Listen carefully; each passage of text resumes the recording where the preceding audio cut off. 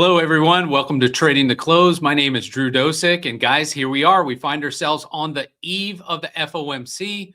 We've experienced very light volume both yesterday and today, and plus we've got some odd activity going on the 10-year yield. Today ended up as a flat day.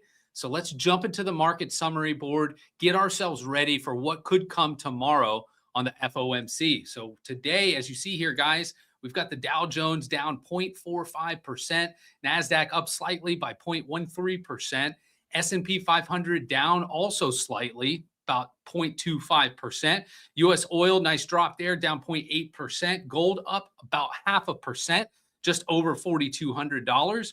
And Bitcoin, nice push today, up 2.66%, still jockeying around that 50% area of the parallel channel. So let's look at the S&P 500 heat map to see where some of the bigger stocks landed today. We've got Nvidia down ever so slightly, as well as Apple. Microsoft up also just slightly. Google up 1.07%. But guys, this just illustrates really why the markets are basically flat on the day. When these big players aren't really moving, that's not really moving the stocks as far as the indices either. AVGO up 1.29%. JP Morgan had a steep decline today, down 4.66%.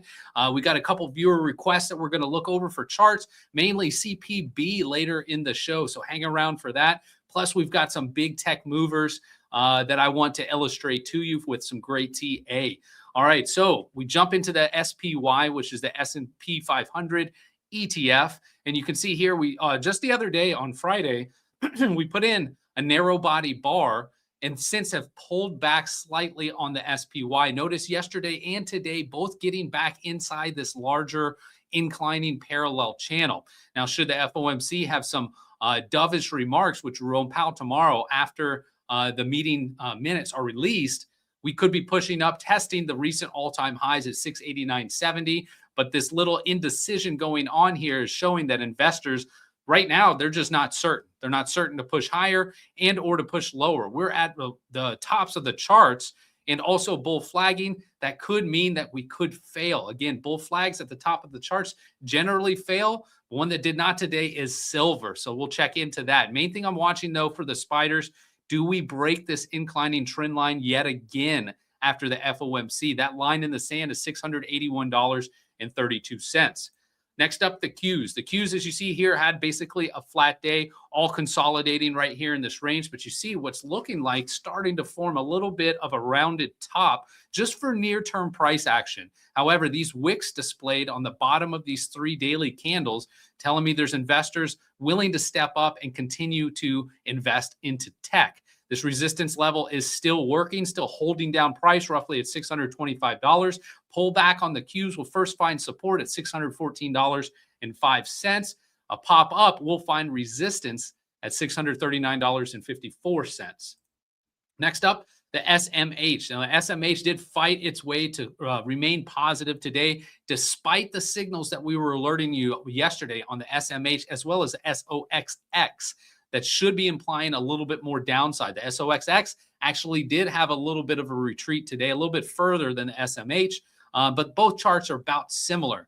What this is doing, it's telling you right here that the SMH is getting a little bit overcooked in the near term. That doesn't mean we're going to collapse. It just means that we should have some sort of pullback. Makes sense. We've got the top end of this parallel not far away, just $3.50 away from current price at $369. So very interesting stuff to see here on the SMH, especially considering the rocket move back up that we've seen. Beautiful V-shaped recovery. We should at very minimum start consolidating in a downward manner, if not pull back just a little bit before continued upside potential. Next up, the IWM. The IWM, guys, has shown resilience, and that's mainly because of lower rates. We've talked about this with lower rates and the potential for rates being cut this week. The IWM did rocket back up. Right here was the little bit of time frame in which the rates this month were anticipated not to be cut. So we saw a lot of pressure on the IWM. Remember that the IWM, these 2,000 stocks, small cap stocks, mainly are not profitable. About 40% of the stocks do not turn a profit over the years. So they're having to finance a lot of their monetary capital to keep their companies afloat. Lower rates obviously help the IWM, but there could be trouble moving into 2026.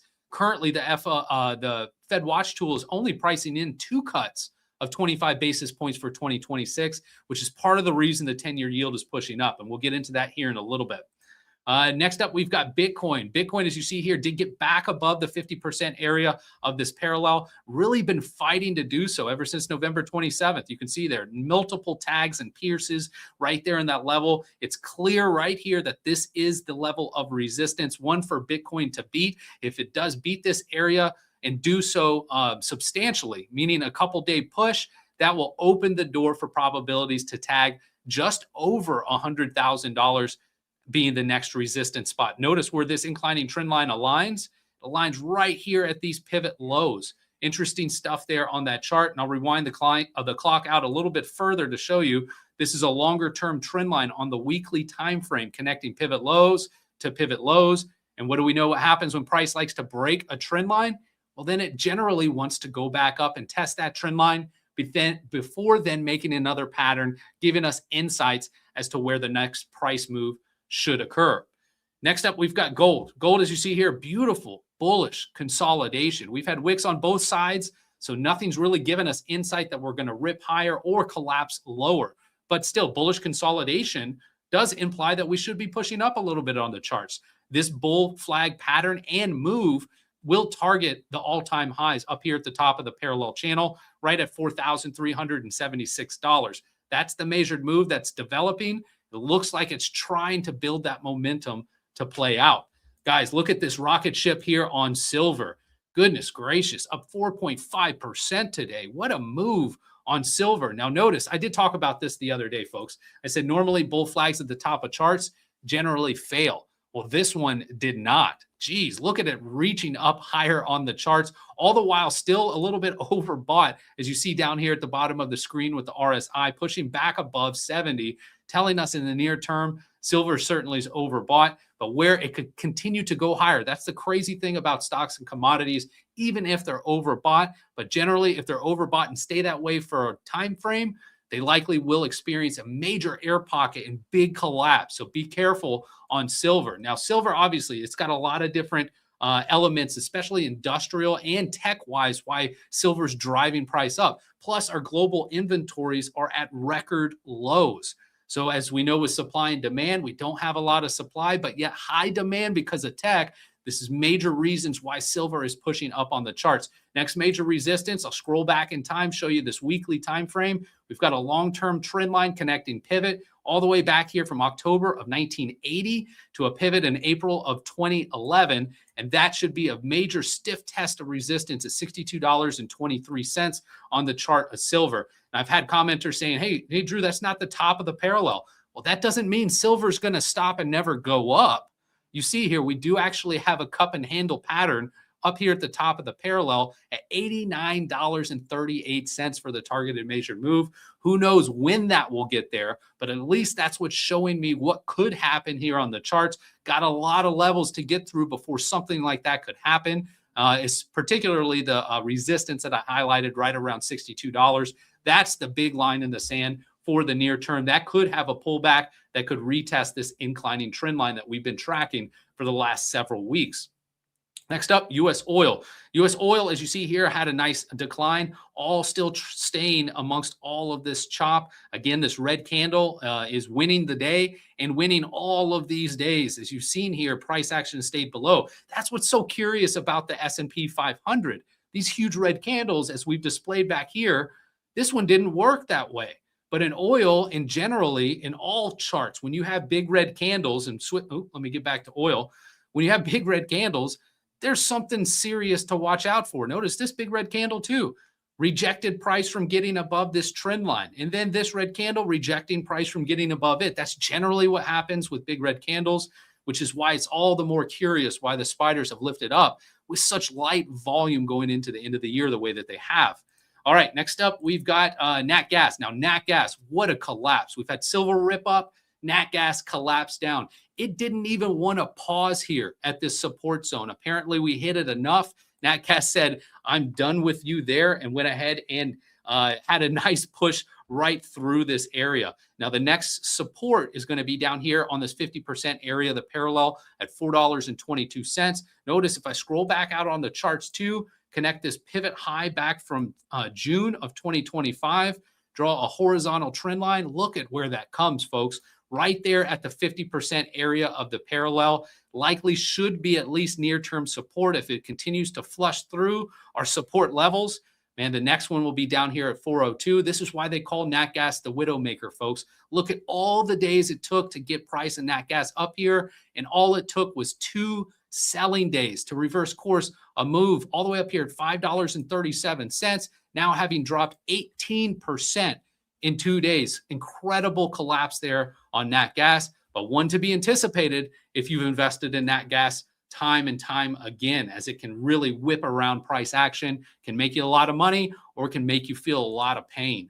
Next up, we've got the 10-year yield. Now, guys, we've talked about this too. All right, 10-year yield, FOMC, we're cutting rates tomorrow, right? Well, why is the 10-year yield rising, right?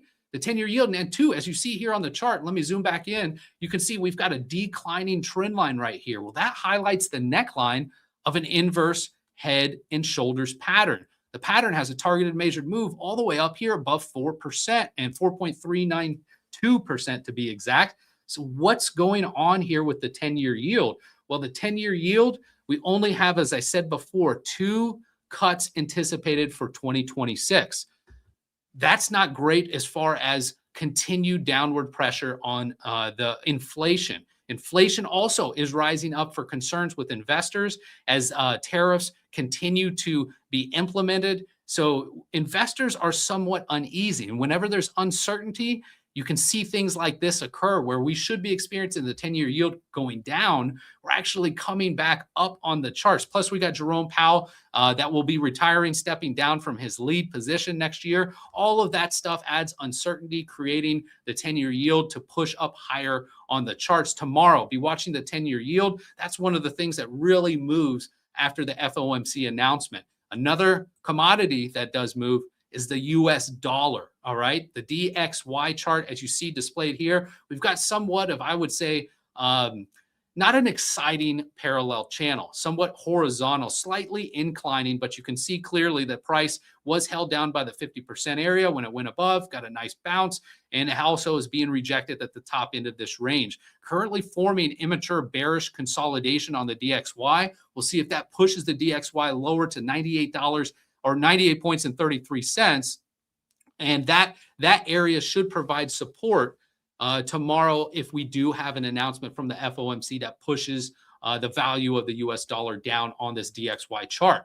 Now, guys, here's another chart that I want to introduce to you. Now, I've gone through this maybe a handful of times in the last year doing this show. It's the DJT. No, it's not Donald Trump stock or cryptocurrency. This is the Dow Jones Transports. Why am I showing you this? Because the transports is how we get a lot of our goods and supplies. And whenever the transports are moving up on the charts, that's likely implying the economy is doing pretty good. So let's get into this chart and break it down. So you see here, we got a daily topping tail after an incredible push up here on the charts of the DJT. Nice push back down that we see, one to be expected again, since this is an extended move. Look at this. And as far as green candles, we've got 1, 2, 3, 4, 5, 6, 7, 8, 9, 10 candles up, all culminating with the 11th candle daily topping tail and then price coming back down. So beautiful near-term move, likely needing some sort of pullback or consolidation to move higher. But guys, I'm going to give you insight as to where it's going to go. From what the charts are showing, let's rewind the clock, flip over to the weekly time frame. You can see here price recently broke above this inclining trend line. Major accomplishment there for the Dow Jones Transport. It's been under that trend line since March of this year. So it's been a long time that price on the DJT has been underneath that range. So now we've accomplished getting back up. So that likely means we're going to come back and retest that trend line, thus the daily topping tail and the downward pressure on the last 2 days of trading. However, look at this white pattern that I've got highlighted. We've got an inverse head and shoulders pattern with a targeted measured move all the way up here at 20,505. Now we're going to have some stiff resistance right here at the 50% area of the parallel channel, because that's where a monthly topping tail occurred back here in November of 2021. But right now, what this chart is showing me is one, we've broken out from a beautiful trend line, and plus to back it up, we have a targeted measured move that could push the transports all the way up here 20% higher. So that implies obviously too that the economy should be doing well at that time if the transports can maintain this break above this neckline, and also if the most immediate near-term break can still hold. We'll be watching this in the coming days, especially after the FOMC this week. Next up, we've got Light. Now, Light is a company, it's Lumentum Holdings, that does optical and photonic chip components for subsystem database centers. So they have some great technology, as you see here on the charts. Guys, look at this. Since April, this stock's up over 600%, almost 7 to be exact, 688% with the move up. No doubt about it. Clearly overbought. You see, we've got an inclining wedge pattern right now where price actually pierced the top end of it today. Where's this stock going to go? Man, and your guess is as good as mine as of right now. It is moving off the charts. We start getting into major whole round numbers if this current breakout continues right around $375, $380, and then eventually $400. But my anticipation is this is maybe a last-ditch effort before profit taking comes in, pulls prices back down on the chart. First support would be today's low, but then I anticipate this area to break as well. Major support down here at $300, followed by $273.32. Incredible run here on LITE. If you want to get involved in this, wait, do yourself a favor, wait till some pullbacks occur down here, at least sub $300 before you start dipping your toe in the water. Next up, we've got APP on the day. Beautiful push today, up 5.05% since this November 21st low. Look at the push on APP of 47%. Now testing recent all-time highs. Also, what's happening here at the same time frame? Got the 50% area of the parallel right at $739.50. That area will be stiff resistance for APP, considering a sharp move up right into resistance. Testing double top could be a fantastic day trade shorting opportunity in the very near future. But be mindful, APP can move, so definitely be careful, go lighter. But there could be some opportunities there with this high price value stock up here above $700. Next up, MCHP. Now, this is an American semiconductor company providing smart, connected, embedded control systems. Another stock ripping off the charts. Now, look at this, pushing up 38.44%. But let me flip to the weekly real quick. This stock is no stranger to volatility. Look at these massive moves up and down on the chart. So when time's up, like you see here, time is up on the chart of MCHP, and it can really collapse. All right, back to the daily. The daily chart, as you see here, most importantly for the near term, we've broken out of this declining trend line. So if anybody's interested in getting into MCHP, I would recommend doing so if price can pull back down here to the trend line, right under $63. That would be your place to start nibbling into this position. As I've said before, dip your toe in the water, get a little bit of skin in the game. And if that price continues to collapse, because this was a big move up, just average in, because MCHP,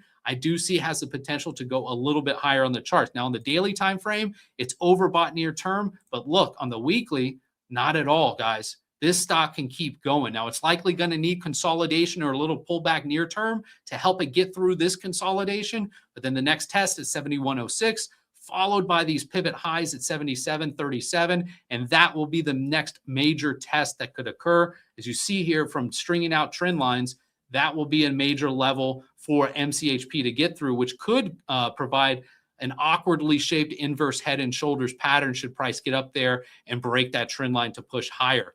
We'll check back on that stock later. Lastly, we got CPB. Guys, look at CPB, Campbell Soup, getting smacked down on earnings, even after a double beat. One of the main reasons, they didn't increase guidance, but they didn't decrease guidance at all either. They kept their guidance the same. Investors said, we don't like that, we're out. All right, so big decline on Campbell Soup, down 5.23%. Flip over to the weekly time frame to give you some good insight as to where price could go. Now look at this trend line that I've got developed on the chart. We've got one from June of 2018 connected over to the pivots of December of 2018. And if I scroll back closer on the charts, you can see this area comes down sub $27, right around $26.68 for that trend line potential bounce. Notice too, we've got a weekly bottoming tail that is in jeopardy of being broken this week. I could see a scenario where price tries to fight back up by Friday to close. However, for investors eager to get into Campbell's, I would be waiting down here. Just wait sub $27 for a potential nice pop up. And you may ask, all right, well, where's price going to go from here? Let's find out. Let's take a look at the chart and let's see where price could go. All right, so we've got an October pivot right here. Let me get a trend line and draw a nice trend line connecting the most recent pivot highs right here. And also notice how that price cuts through this consolidation where price tried to get above and failed, came back up, tried to get above, failed. So that tells us that once Campbell's soup gets going, price is first coming to this trend line to stop right around $33.15. There'll be resistance amongst this consolidation, but this trend line will be the ultimate destination for CPB once it starts getting going back up on the charts. Very interesting stuff, but near term could be headed lower.